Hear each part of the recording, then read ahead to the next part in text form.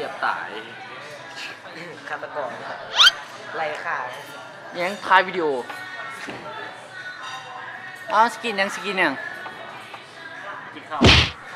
มึงหั่นพิซซ่ากินข้าวอ่ะข้าวเจ้าข้าวมันไก่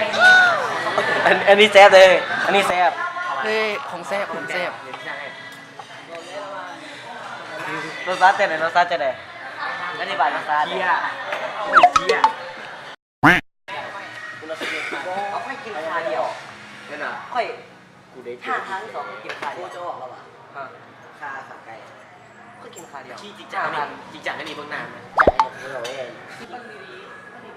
ว่าโทนี่มื้อนี้เขามาไก่ขนาดโทนี่มาฮอดผักซันหัวน่ะโคตรไก่เลยนั่งรถกับมึงดุด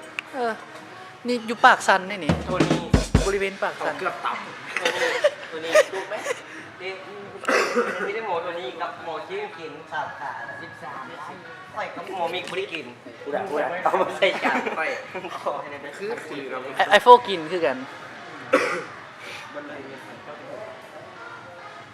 เราแล้วค่อย10,000เฮ้ยทอนไม่ค่อยแม่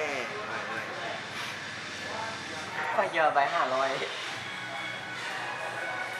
อันนี้มันปลานี่มันอีหยังตัดหมกไปก่อนอันนี้มันนี่เราบ้างสูตรเลยหมกเจ้าข้างหลายเอานี่ไปจึงไล่ได้มันจึงมีสูตรหุ้มไม่สนใจไอโฟหุ้มอันนี้นะโมเมนต์หุ้มอาหารพิซซ่าเนี่ยไม่หุ้มภาพ